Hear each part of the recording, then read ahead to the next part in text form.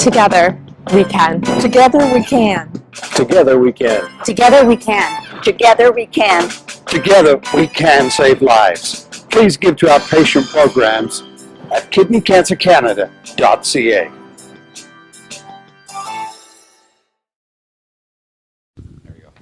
Thank you, everyone. My name is Neil Reaume. I'm a medical oncologist here in Ottawa. Feedback. Born and bred in Ottawa. Went to Queen's, came back to Ottawa, did my med school here. For those from the out of province, maybe someone's from Maritimes, went to the Maritimes for 4 years doing internal medicine. Came back to Ottawa, did a master's and a fellowship here in Ottawa, and then came on staff as a medical oncologist here, treat lung and GU cancers. And have the privilege of working with my colleagues here to my right. And I'll ask Luke to introduce himself here. Hi everyone, my name is Luke Lavallée. I'm a surgical oncologist, urological oncologist at the Ottawa Hospital. I am originally from Montreal, did my training at McGill University, and then came to Ottawa about 10 years ago, where I completed my urology residency and a fellowship in surgical oncology. And now I'm a practicing urological oncologist.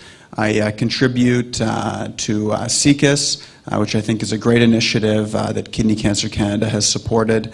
And I've also had the privilege of attending the Kidney Cancer Research Network of Canada meeting over the last several years, both as a trainee and now as a practicing urologist. And so I'm really pleased to be here and looking forward to many more events like this.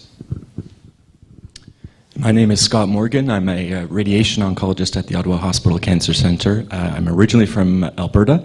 I understand there's a couple of Albertans in the room, is that right? All right, shout out to the Calgarians. I did my... Sorry about your hockey team. That's really...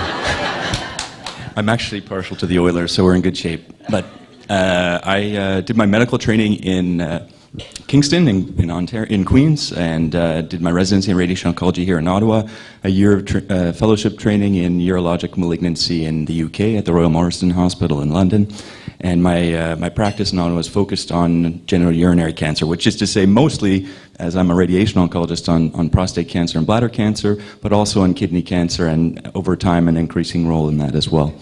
And I'm involved with the guidelines committee of the GU group of the American Society of Clinical Oncology. So there's our names spelt out, and feel free. So this is supposed to be an interactive session. And you can ask your questions in French or English.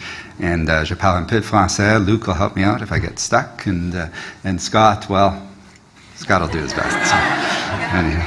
So here's my law and order disclaimer. The resemblance of the characters in this is purely fictional, but we're using it as a discussion point. So Wayne, as far as I know, does not have kidney cancer, and I've never met him. So anyhow, so this gentleman, Wayne, is a 56-year-old male non-smoker who had an ultrasound for symptoms of gallstones and was found to have a 2-centimeter right kidney mass. And you can see it there. Does this doesn't point, but anyhow, you guys can see the big arrow on the screen. And so I'm going to open up this case, which is this gentleman obviously this was picked up as an incidental finding, and that's what we're seeing now in kidney cancer. That in the old days, reading the textbooks, that many people presented with a big mass in their side or peeing a lot of blood or very systemic symptoms. But more and more now, most patients are picked up incidentally having a test for another reason. And so this patient, this finding would be passed back likely to their family doctor, and then the referral will be made to someone like Luke. And so I'm going to hand this case off to Luke to what he would do with a patient like Wayne and walk him through the system. Thanks, Neil. Well, I certainly agree that this is a scenario that I see more and more. Virtually every single clinic that I run, I probably see 1 or 2 patients with a new lesion or growth on their kidney that may represent a kidney tumor, and so it's certainly something that I counsel patients about regularly, and that we need to learn a lot more about. We put in this very brief question here about small renal masses like this. So, do all confirmed kidney cancers require treatment? Maybe we can have a show of hands. Who believes that this is true? And who believes that this is false? Yeah, so I think an expected mix of responses, and I guess it depends on how you define treatment. And certainly you would think intuitively that if you have a confirmed cancer, it certainly necessitates treatment, and that is how we approached cancers in general, and certainly renal tumors in the past. And many of these tumors do require and do receive treatment, but we've learned over recent years that not all cancers require treatment. And why is that? Well, first, what is a small renal mass, or what is a small renal tumor? These are tumors that are generally under 3 centimeters in size by definition. The risk of malignancy is high, almost 80%, and this can vary based on patient's age, other medical factors that they have or risk factors, their gender, and the appearance of the lesion. But even when they are confirmed, say for example via a biopsy, to be a cancer, the growth rate of most of these tumors is quite slow, 1 to 2 millimeters per year, and some don't grow at all. And their risk of spread or metastasis to other parts of the body, which tends to be what causes people harm the most, is very low when the tumors are this size. And so in some scenarios, and I would actually say in more and more scenarios nowadays, I'm counseling patients that a wait-and-see approach with active surveillance may be appropriate for them. This, of course, depends completely on their scenario, on their personal scenario and their own beliefs and approach, but it's an option. So active surveillance, what does this mean exactly? Well, it implies close and active monitoring, usually with repeat assessments by their physician and with imaging. Probably many of you have heard this terminology before. And the intensity of surveillance depends on a patient's age, their medical status, and on their own personal preferences and anxiety around the diagnosis. But I want to emphasize that the goal of surveillance is not to dismiss the lesion or forget about it altogether.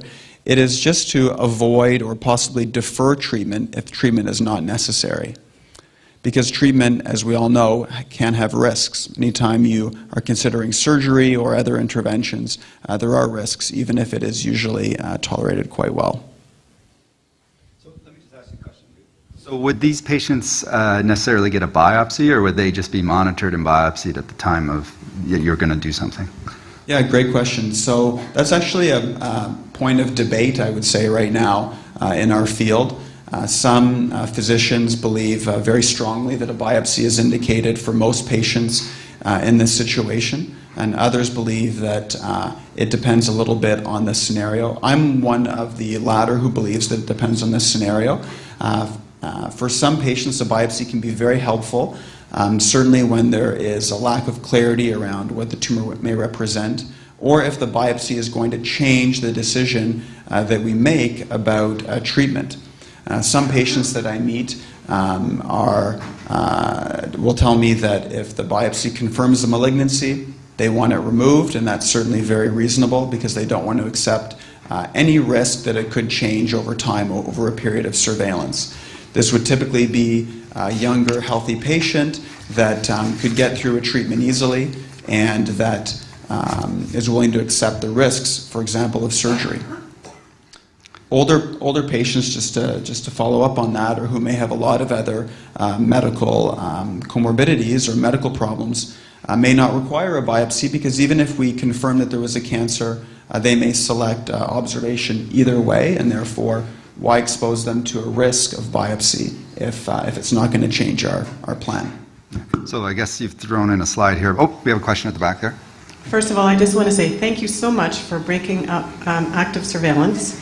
I have been on active surveillance over 6 years myself, and when I first started, it was kind of a non-topic.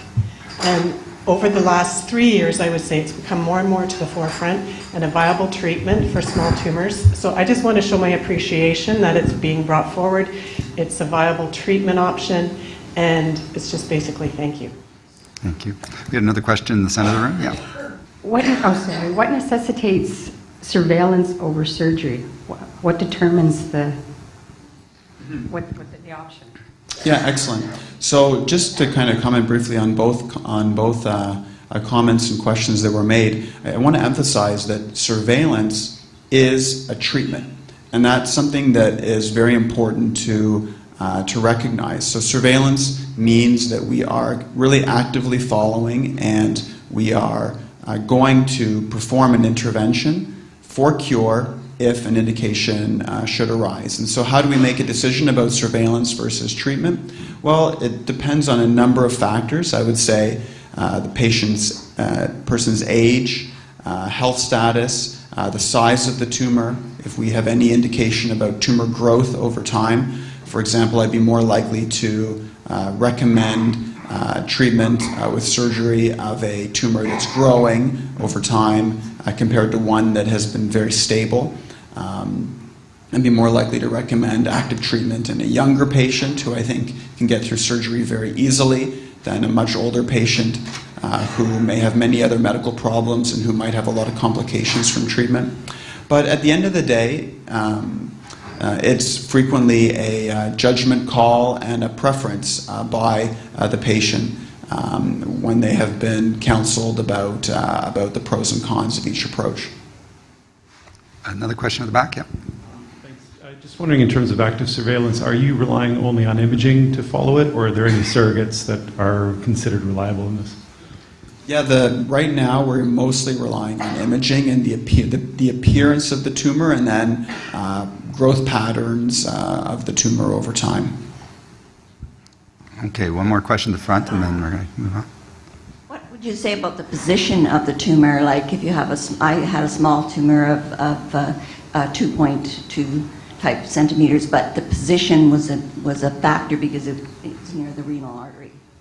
Absolutely. So every single case like this is unique, and so when we have a new small renal mass, like you said, that's 2 centimeters. Well, the treatment nuances are going to vary highly. If it's a small tumor, maybe we can go back to one of the pictures. I think you have a picture here, yeah. Right? If it's a small tumor located on the periphery, for example, of the kidney, that I think I could remove very easily, say via a laparoscopic or minimally invasive surgery that's going to have minimal risks of bleeding, minimal risks of having to remove the entire kidney, then I would perhaps favor removal, more so than if there's a tumor that is in a very high-risk location that may require complete removal of the kidney. Because every time we go in for surgery, there's always a chance, even if we're planning to remove only the tumor and do a so-called partial nephrectomy,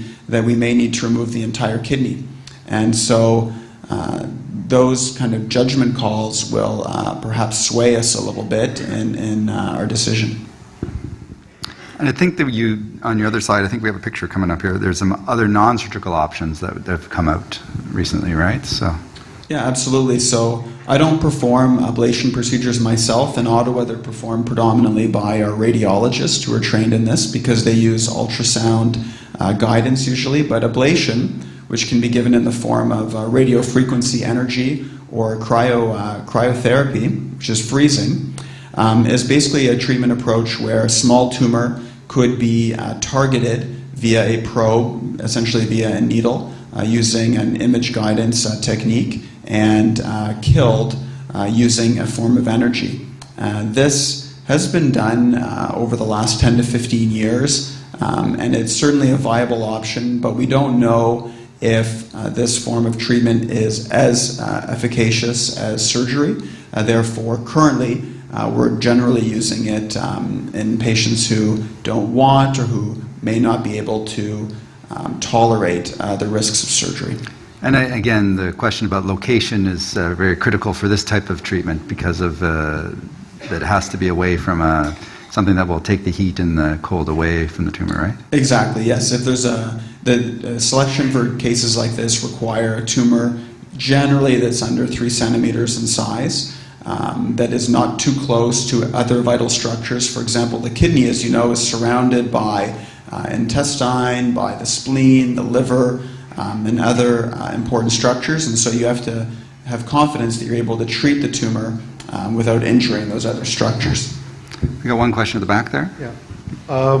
I've had kidney cancer that metastasized in my lung, and so there are nodules that are being watched, and they're all very small.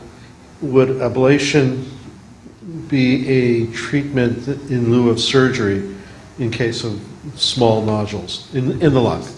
Is it effective for lung-related issues?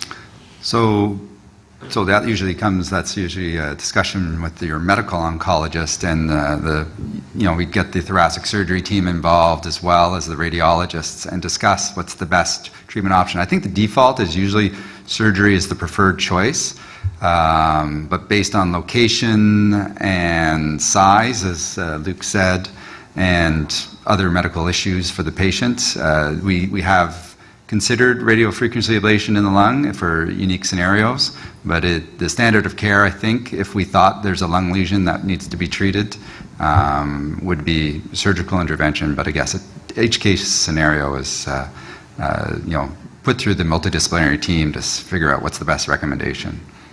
Okay. So I was just going to ask Scott that there's one more that we haven't listed there, which is radiotherapy. Oops, go back a slide. And you had a quiz question here about the radiation in renal cell carcinoma? Yeah, this question, actually looking at it again this morning, it reads more like a multiple choice question for a oncology fellowship exam with the Royal College or something like that, rather than something to generate discussion. But let's go through it all the same. So I really just wanted to gauge your perceptions about the use of radiotherapy in kidney cancer. And so the question is, which of the following, if any, do you think are established uses of radiotherapy in treatment of kidney cancer in 2017? I mean, we'll just get a show of hands. And you can put your hand up for more than one if you think it's appropriate. So first, palliative treatment, in other words, easing symptoms from metastases, spread of cancer that are causing symptoms. Okay, we got about some in the audience who 10 or 12 hands there, yeah. Okay. How about post-operative treatment, so following nephrectomy, removal of the kidney in patients with localized disease who on pathology are found to have some high-risk features? Who thinks there's a role for radiotherapy there? We got about an equal number of hands for two, yeah. All right. How about radical treatment of localized disease in patients who are unfit for surgery, medically inoperable, let's say? We got about half dozen, maybe up to about 8 hands there, yeah. All of the above? Who thinks all are reasonable? 1 and 3? Now this is where you start playing your bets here. You can't vote twice, Dr. Cannell. You can't vote twice. Okay. So we get 1 vote from Dr. Cannell in favor of 1 and 3. And then finally, none of the above. That radiotherapy really has no role in 2017. It's really purely of historical interest in this disease. Any takers there? Good. You got a good room. Nobody voted against you. There we go. So in fact, the chair of the board of the Medical Council of the Kidney Cancer Canada has the right answer. Dr. Cannell has the model answer here. It's, sorry, go back. Yeah. I would say that really, certainly there's a role for radiotherapy in easing symptoms, painful bone metastases, sites of bleeding, stabilizing cancer that spread to the brain. So there is an established role, I would say, for palliation with radiotherapy. Really no role at this point for post-operative treatment in patients that have high-risk features. That could be an area of study, but I would say in 2017 we really don't use radiotherapy in this way. And then finally, in selected patients who are really unfit, I would add to the list that Luke had put forward about the ablative options, I would add stereotactic radiotherapy to that list, and we'll talk a bit more about that. So historically, there has been a bit of a nihilistic view towards radiotherapy in kidney cancer, and that I think there's reason for that. That traditional schedules of radiotherapy in treating kidney cancer have really yielded pretty disappointing results, and by that, traditionally radiotherapy is given in small fractions for many sessions over several weeks. For example, the unit of the radiation dose, not to get into the details, but the unit of radiation dose is the gray, and the traditional schedule would be to give something like 2 gray per day, 5 days per week for several weeks, perhaps 5 weeks. And results with that sort of treatment strategy have been pretty disappointing. I think it's fair to say that. However, in the last 10 or 15 years, just as improvements in computing and imaging have sort of revolutionized our lives in a lot of ways, they also have helped in advancing radiotherapy and in allowing us to do approaches for radiotherapy that were not possible before. And specifically, what improvements in computing and imaging have allowed are delivery of larger doses of radiotherapy to particular structures while sparing adjacent structures much better than we could before. And it seems that kidney cancer is much more sensitive to larger doses of radiotherapy given in a few sessions, perhaps as few as a single session, than was the case with longer courses given in small fractions over several weeks. So the term that's used is stereotactic radiotherapy. Do you want me to go back to that one? Go back, sorry. And it's also known as SBRT, stereotactic body radiotherapy, or SABR, stereotactic ablative body radiotherapy. So we're talking about a few sessions. You see on the right is one of a few different commercial platforms that can be used to deliver stereotactic radiotherapy. We're lucky in Ottawa to have this one, CyberKnife, but there are others on the market. This isn't meant to be an endorsement just of this one. And really what it permits is rapid drop-off of radiation dose away from the target structure. And another important element of stereotactic radiotherapy is that we're using imaging, typically multimodal imaging, not only to identify the target to treat, but also in guiding the treatment and making sure it's delivered in a very precise way. For example, with the CyberKnife, we're able to track the motion of the tumor during treatment with the use of implanted markers within tumor. I guess one other just comment about why should it make a difference, larger doses per fraction versus smaller doses per fraction, and there appears to be a biological explanation here that the target of radiation damage when we're talking about very low doses appears to be DNA within the cells, whereas when we're talking about larger doses per fraction, it actually appears to be cells that are lining the vessels, what we call the endothelium.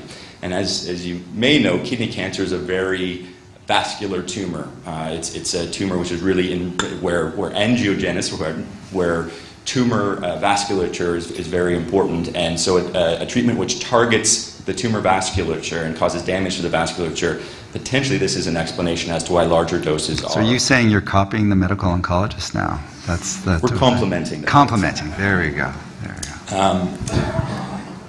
So uses of stereotactic radiotherapy. We're focused now on localized disease, so I would add stereotactic to the list of potential options in patients for whom surgery is not an option. I really want to emphasize that I think surgery is the gold standard treatment for localized disease where it's required in patients for whom treatment is indicated rather than, say, active surveillance. And that there are groups that have published their reports. In Ottawa, we have treated a number of patients in this way and published our results, but I must say that it's really small numbers of patients that have received this treatment, and generally the reports are just from single institutions. So, but nonetheless, the idea is to deliver the radiotherapy in a localized way at the tumor. Now, just to interpret this picture here, you can see those lines. It sort of looks like a topography map where, with the lines of equal elevation on a topography map sort of correspond to the lines of equal dose. This is what we, in the parlance of radiation oncology, would call an isodose distribution. So lines of equal dose. And you can see that the highest doses there are concentrated on the tumor, which is at the lower pole of the kidney, and there's a rapid drop-off in the dose as you move away from the kidney towards the adjacent structures of the muscle and the vertebral column. So this is really the idea behind stereotactic radiotherapy. Now, an important question, I guess, is given that this treatment is really being used in patients who are unfit for surgery, who have other major medical problems that pose a threat to their well-being as well, I think an important question is what advantage might stereotactic radiotherapy have over active surveillance? And there's really been no head-to-head study comparing those. So I think the data that we have is still fairly limited and early, but it's promising. So area for research, and we'll keep an eye on that. That's great. Okay, so we're going to move away from the localized cancer, and we're going to bring a case of, there's just another version, was that isogram? There we go. There we go. Okay, so case 2. Some people might recognize this person who is fictitious. Let's keep that straight. So Don is an 82-year-old gentleman who is an ex-smoker who had a cough, and cough wasn't going away, and had a chest x-ray. And I don't have a pointer here, but if you look at that chest x-ray, which is here, let me go away from the microphone, just point quickly. You will notice that he has a very round spot up here that you don't see on that side. Oh, he has a little round spot over here, and he doesn't have a little round spot over there. And so that was very suspicious. Now, is that the cause of his cough? We don't know. But he went on to have a CAT scan to try to figure out what it was, because we have a cancer assessment center here that people with lung lesions can be sent to for rapid assessment. And part of that, he had a CAT scan. And you can see on his CAT scan, again, a CAT scan, it's a cross-sectional image. You're looking through their feet towards the head. This is the right side. That is the left side. And you can see on the left side, he has a very large kidney mass. And so again, he would probably be referred to someone like Luke for assessment and referral, and probably brought to the multidisciplinary team for a discussion. And he was diagnosed with metastatic kidney cancer, had a biopsy of either the lung lesion or the kidney, and it proved that fact. And I guess the question was, because it's already spread outside the kidney and probably on his CAT scan of the chest had multiple lesions, it was felt that a systemic therapy was probably his best first treatment. And so here's a quiz question. Systemic therapy can improve survival in metastatic renal cell carcinoma. True or false? 50-50 chance here. So how many people believe true? And how many people believe false? Okay, so Kidney Cancer Canada has done its job. The answer is true. And so if you want to read a document, as Luke said, we've participated in some forums, which Kidney Cancer Canada has also participated in, and you can get a copy of the first document there that talks about the management of metastatic kidney cancer and goes over all the recent advances. When I started treatment, and Dr. Kinnell and I started around the same time, there's very few options for kidney cancer patients, and now there's a plethora of options, and I'll come to that in a second. And there's a number of guidelines or review articles out there that people can refer to. I've shown one here from the European group, as well as one that was just recently published from Tony Schwery from Boston in the New England Journal of Medicine. And I'm not going to go through all the options, because there are, we went from having one maybe option when I started, and now you can see there's a whole list of options. The things that, and this is too small to read, but the thing I just wanted to point out is you have two sides to this diagram. You have the left side that deals with the most common type of kidney cancer, the clear cells, and on the far side you have the non-clear cell group, so all the other types of kidney cancer. And that when we see a patient with metastatic kidney cancer, there are some people, and I think there's a few people in the room here, who have metastatic kidney cancer. The one option is we're seeing people at a slice in time. How long has Don had this lesion? We don't know. We try to figure that out by the biopsy. What kind of kidney cancer? Which group is he in?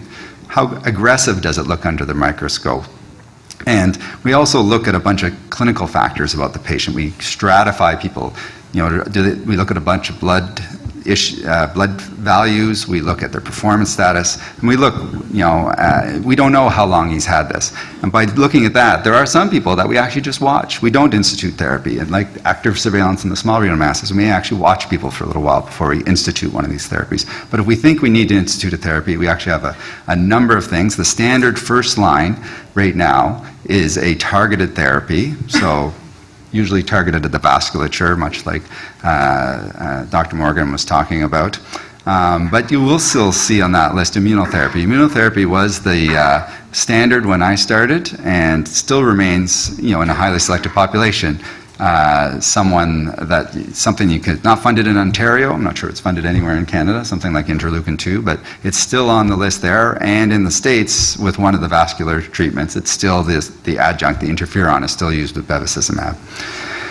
But as we move on, the other thing that I want to point out in the second line, and sorry, don't have a pointer here, you'll see that the latest advance is immunotherapy. Nivolumab is the one that's now just come on the market and is funded in Canada, and it has been the thing that, not just in kidney cancer, but in many cancers. We're seeing this drug, this class of drugs that works against the immune system, working across all cancers. Started in melanoma, then renal cell, the two very immune cancers, but we're seeing it work in lung cancer and a bunch of other cancers. And it's just recently become funded in Ontario and is a standard second-line treatment for cancer patients. So that is kind of the hot topic right now, but it has not, there's research looking into whether it should be the first treatment we try. But I just wanted to emphasize that we don't know. The problem we have right now is we don't know which patients respond best to the immunotherapy. We don't have a great as Dr. Seeley at the back was asking, a great biomarker to figure out who the best patients are to use immunotherapy in. So it still works in the minority of patients, but it's the patients that it works in, it's we can sometimes get what we call durable responses. Very good, long-lasting responses. So it's the hot topic these days in metastatic kidney cancer. But I also want to emphasize that if you ever have a chance to go on a clinical trial, that should be your first option for metastatic renal cell carcinoma. So I'm going to ask Scott, is there any role, there is some research, I believe, that looking at immunotherapy and radiotherapy together. Do you want to elaborate on that? I guess I'd emphasize that this is really just an area of research at this point in time, and it's a potentially exciting avenue of research from a radiotherapy point of view, but it's by no means a standard part of treatment. And that is that there is the potential, or at least there's a biologic argument that radiotherapy might be a useful partner to some of the new immunotherapies that Dr. Reaume has just mentioned. The idea is that our immune system really needs to be able to recognize tumor. And in order to, one way of potentially introducing more of the tumor, and what it needs to recognize is something called antigens. These are just basically molecules that the immune system can recognize. And that radiotherapy, by helping release some of these antigens from dying tumor cells, might be a way in which the immune system can better recognize tumor, and therefore it might work hand in hand with some immunotherapy. So this is a really active area of inquiry where patients who are receiving immunotherapy might in addition be also receiving stereotactic radiotherapy to one or a few metastases. Ideally, that would be done in a way that all patients were receiving immunotherapy and half would receive radiotherapy and half would not. And in that way, we could see if there's any additive benefit of radiotherapy. But this is really something that's in progress rather than standard of care, but certainly interesting to us. Yeah, it's a very exciting thought that if we can stimulate the immune system in various different ways, in addition to adding our drug, that maybe we can get improved outcomes. We have a question at the back there. I've been given to understand there's a new process coming out of Oxford in the UK that relates to molecular profiling to identify which markers or which immunotherapy drugs would work best in respect of the respective growths that a person might have. Can you comment on that? It's just trying to understand the effectiveness of such a test and the relationship between that and immunotherapies, and also the combination of immunotherapies in their effectiveness of treating as well. Yeah, so that is the million-dollar question, and Oxford's got millions of dollars, so hopefully they get the answers for us. But the issue is they feel that immunotherapies, the theory, and that theory is actually being questioned now, is that cancers that have more mutations to them are more immunogenic. So someone who has a cancer that's because of one mutation in a cell that's really driving everything is probably less likely to respond to immunotherapy, whereas ones that have express more antigens, have lots of mutations, so lots of things on the surface of the cell that the immune system can recognize, that they would be more likely. So there is a company out of Boston that will do your genetic sequencing, and one of the lines on the report is your tumor mutagenic burden. And so they say that the higher that number is, if you had to choose between chemo and immunotherapy as your next treatment option, you might consider immunotherapy, but it's not standard of care for that, and it's still a big area of research. But it's a very good question, and hopefully we can get that answer sooner than later. But that's the million-dollar question. So right now it's kind of shotgun approach. We treat everyone, and hopefully by analyzing as we treat more and more people, we can find out the answer to that question. Okay, so we're going to move on. I'm going to ask, in Don's case, he has this large kidney mass and fairly small lung lesions. Sometimes we talk about some patients get their kidney out, even if they have metastatic disease. Luke, do you want to comment on that? Yeah, absolutely.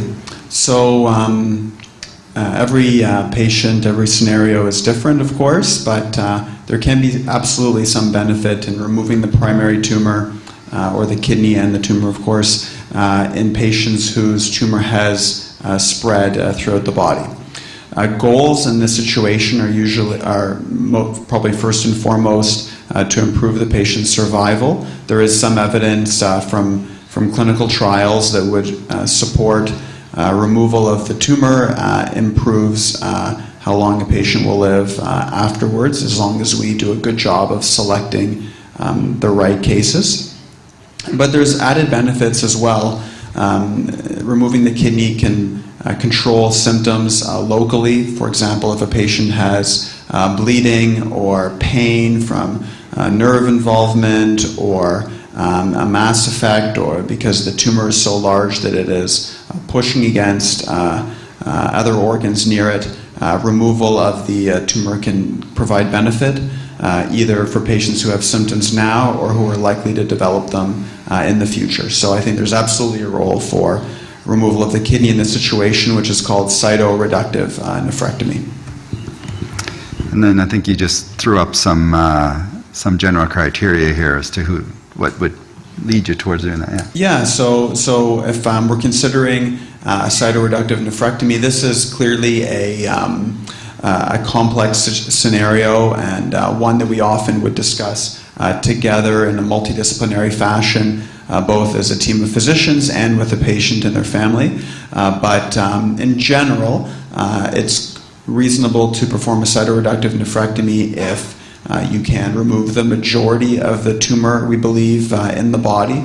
For example, if the kidney mass represents 90%, or we generally say 75% or greater of the tumor burden, then it would be of benefit to remove. Whereas if there is tumor really growing throughout the entire body, causing a lot of symptoms, it may not be beneficial to remove it. If you can remove the tumor with minimal side effects, such as doing a laparoscopic approach, that is more likely to be beneficial because the recovery time and the likelihood of getting additional treatments after surgery is higher. And then we've also developed through research, such as some research that our CICUS group and that our Kidney Cancer Research Network of Canada group has contributed to. We do have some criteria for helping select patients who are most likely to benefit based on blood levels, how the patient is feeling, and some of the parameters of growth over time. And so there have been really promising advances made in this selection process over the last 10 years, and I'm sure many more to come. I think coming back to our question before, sorry, do we have a question over here? While we walk that over there, I'm just going to come back. We're going to take your question in a second. Come back to the question we had earlier for someone. So conversely, someone may have had a cytoreductive nephrectomy and then has maybe just a couple lesions in the lung that are very slow growing or not growing at all. And there's some discussion about sometimes we remove those. Do you want to comment on that? Yeah, so that's called the metastasectomy. In other words, you are removing a lesion that is outside of the primary tumor zone. For example, a nodule that's grown in the lung, like we saw in our second scenario. This, again, is a multidisciplinary team discussion and a shared decision, but there can be some benefit to doing this in some scenarios. It is certainly not indicated in every scenario because it would probably cause harm in many patients if we tried to do it frequently. But in scenarios where there's been a long time from the initial discovery of the kidney tumor to development of the site of metastasis or spread, where there's only one or a few sites of spread, where they can be removed safely, and more commonly if they're in the lung and if the patient is in good health. These are situations in which this is felt to be most beneficial. Excellent. So question, yeah? Yeah, just a question. If say a tumor was really large and you decided not to do cytoreductive, but then the patient went on treatment and had amazing response for their tumors, would you then go back and do cytoreductive surgery and then possibly, is that a strategy that's used in some cases? Yeah, that's very insightful. That we do that. We do bring patients back to our multidisciplinary rounds. Generally, we want to see that, as Luke was saying, that there's been a period of time that maximum shrinkage, nothing else has appeared, patient remains in good physical state, and we would consider that. But you have to weigh that against that they have to stop their systemic therapy for a period of time, because our drugs, while they reduce the blood vasculature to the tumor, they also play a role in wound healing. So someone has to be able to tolerate a period off treatment. Oh, so are we sticking to 10:30? We're trying to keep to 10:30? We got the 30 seconds. Couple minutes. We only have one more topic, one more case, and we'll try to keep it. We'll try to keep it to less than 5 minutes. Okay. Okay. So the last case, we're trying to be equal opportunity people. We have a female patient who happens to be a hockey player as well. 38-year-old female, non-smoker, and she's not tall, and who presented with blood in her urine, and wasn't resolving, was a lot of times treated with antibiotics, and all of a sudden someone said, let's do an ultrasound, and then we get these surprises, and you're like, you played hockey with something this big?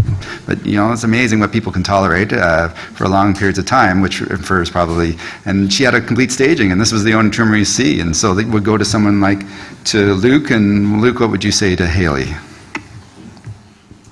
When the mass is first identified, you mean? Yeah. And if it's if this mass is localized and there's no other obvious sites of spread, then I would generally counsel for removal of this mass. It would be a major surgery, and there would be considerable risks, but we certainly do remove large tumors like this regularly when indicated. So that's what I would certainly advise. Yeah. And so after her surgery, we'll get the whole, usually you get your tissue, it's pretty obvious that's a kidney cancer. You would probably not biopsy ahead of time. You would just go straight, do the surgery, and get her kidney out. And then, you'd probably bring her case to our tumor board rounds, discuss her case, because of, I would suspect that just based on size alone, her risk of developing cancer recurrence in the future is higher than average. I guess the issue that comes out there is there an adjuvant therapy out there now that we would offer a patient? Adjuvant meaning all gross disease is removed, all our scans are negative, but we know statistically there's a chance that this cancer come back, and particularly when it's this large. And so Ottawa has actually been active participant in a couple adjuvant studies.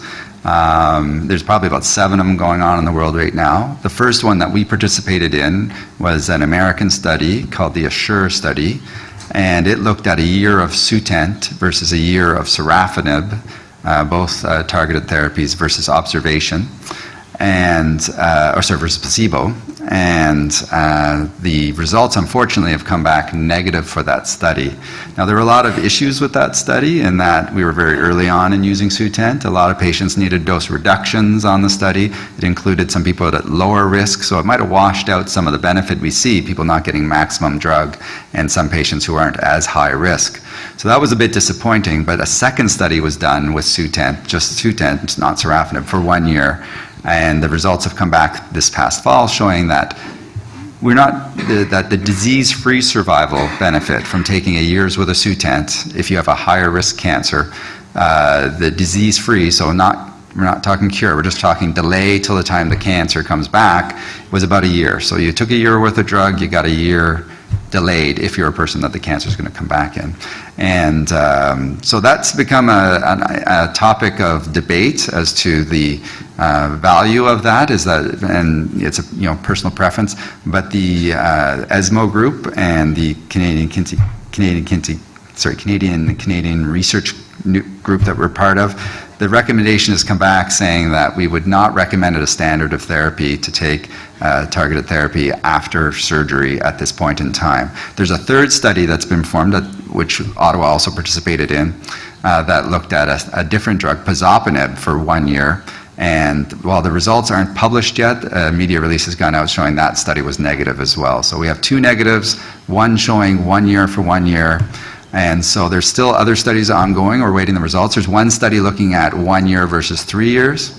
But the most exciting thing is there's the immunotherapy that we were talking about before. We in Ottawa are going to be opening any day now, opening an immunotherapy study, looking at a year's worth of immunotherapy versus placebo. And Deb Maskins is in the room now, I think, and she's going to probably ask me a question about placebo in an adjuvant study, maybe not, if time allows. And then there's a second study coming out through the Canadian Cancer Treatment Group, looking at a year's worth of a nivolumab versus observation in that study. And the difference in that study is they're giving some drug before surgery, so that if the person has the sample taken out, they can see if there's any effect on the tumor with preoperative immunotherapy. So that's just wanted to bring that forward, that adjuvant therapy is the next hurdle that we're trying to get the answer for, and that there are opportunities in the Ottawa area and as well as across Canada to participate in trials for adjuvant therapy. And so on that point, they've asked this question, and I did a little research there, in rectal cancer and looked at it in breast cancer, where they've documented survival benefits for adjuvant therapy, and asked people, what's the trade-off? If you had to take so much time of therapy versus so much with side effects, how much benefit would you get? So I'm just going to do an informal survey here as to what people. So based on the mixed results we've had. So if you took 1 year of, say, sunitinib and had the toxicities for 1 year, would you trade that for 1 year of disease-free survival with, don't know if it's going to improve the cure rate down the line? Or would you do it if it was 2 years? Have you doubled that disease-free survival? Or would you take the 1 year if it could tell you now, that also equals 1 year of survival benefit down the road as well? Or let's double that, 2 years of disease-free survival and 2 years of increased overall survival. There should have been a fifth option that I wouldn't take it at all based on side effects, and I didn't put that there because I'm a person who would, so that should have been the fifth one, which is the standard of care, which is just to participate in clinical trials right now. So we'll put that as a fifth option too. So would someone in the current, with that data that was put out there now showing 1 year of Sutent, but don't know if it's survival benefit, take the 1 year of side effects for 1 year of disease-free survival? And you don't have to be a patient to answer this, because there's different values. Patients have different values. So this was meant to be clicker, but anyways, maybe what I'll do is I'll just throw that out there as a question for people to ponder, because that is a research topic that maybe we could do through Kidney Cancer Canada as to whether people would trade off side effects for time survival versus disease-free survival. So maybe I'll throw this question out through Kidney Cancer Canada, and we'll try to see if we can get an answer or an opinion on that, because that's the burning question in adjuvant therapy. What's the trade-off right now? Okay. So, and I will open up the floor to any last questions. 2 questions there. Yeah. Left, then right. My left, your right. What do you know about the CRISPR? Do you know CRISPR? CRISPR, yes. The genetic modifications, yeah. That is a very hot topic. I'm not an expert on CRISPR in any way. There's probably people in the room who are better experts than me on that, but that is very early on, and I think there's a Jennifer Lopez movie coming out with that, or TV show. And essentially CRISPR, for people who don't know what CRISPR is, it's genetically modifying using technology to try to use that to replace or fix broken genes in patients using various technologies. And I'd have to defer on that. I'm not an expert on CRISPR, but that is a reality. That is already happening. People are doing research in that. And so there's one other question, then Deb. Thank you. I was wondering if you could elaborate a little bit on the prospects of immunotherapy as a second-line treatment. I just wonder if we know what % of patients are responding to nivolumab, and also are there factors that affect the success of it, such as age or comorbidities, risks, and I'm wondering if combination therapy is being explored. Like, would you do immunotherapy and target therapy at the same time? So, I know that's a lot of questions in one. So as I said, unfortunately, it's the minority of patients that respond to immunotherapy in the second line. So roughly about a third of patients respond, or slightly more than a third. But a fair chunk of those get durable responses. So it kind of gets washed out by the numbers get washed out by the large chunk that don't respond. But there's good evidence to show that there's a good tail to the curve. About 20% of people that have very durable responses that last for a long time.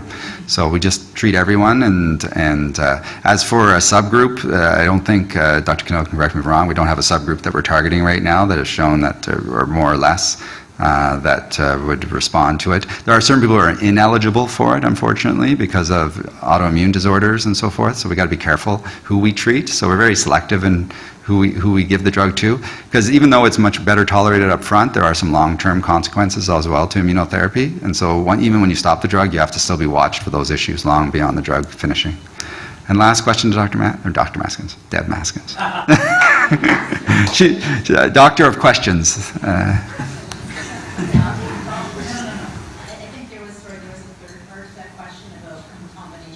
Oh, sorry, yes. And there is combination therapy studies going on right now. Primarily actually in the first line setting, trying to see if we can, there are a number with targeted therapy, both with different immunotherapies combined together as well as immunotherapies with standard therapies. Okay. And last question to... Is the mic working? It is working. Yes. So good morning, Dr. Reaume. My question is about adjuvant therapy. And so for those patients who've had their kidney tumor removed and they are at high risk of recurrence, we're yet to see whether the suitant will be FDA approved in that setting. So putting that aside, right now the choices that patients have who are high risk is close observation, which would be some scanning and close surveillance, or the study that you referenced. And so help us understand as patients and families how you would frame intravenous placebo for half of the patients in that study. And my follow-on question is, would you recommend this to a family member, that they go into the hospital for a year every 3 weeks to have IV saline injected into their arm? And were there alternatives in the clinical trial study design such that that could have been avoided? Yeah, I guess it's whether you're a purist or not. The issue is with getting an intravenous placebo seems overkill when observation is the standard of care. Problem is you want to balance all experiences for the patients equally on both arms. So just the intervention of going to the chemo unit, having a nurse see you, having an IV put in your arm, all those are, you have to have that same experience for both sides. The only difference between the two arms should be drug or no drug. So if you give one arm just observation, they may be seen by a nurse in the clinic unit and a bunch of other things, but they don't get that same experience and potential complications of getting an IV every month. So I think it's trying to make it a very equal experience for both sides, where the only difference is one side gets the drug versus the other side doesn't. But yes, it can be a deterrent to some people who say, there's a chance I'm getting nothing through the IV and I'm traveling all this distance. But I think it's your patients are volunteering their time, volunteering their experience, so that we have equal balance of experience between both arms, so that you don't get that extra visit to the chemo unit. A nurse picks up on something that causes a difference between the two arms. Yep.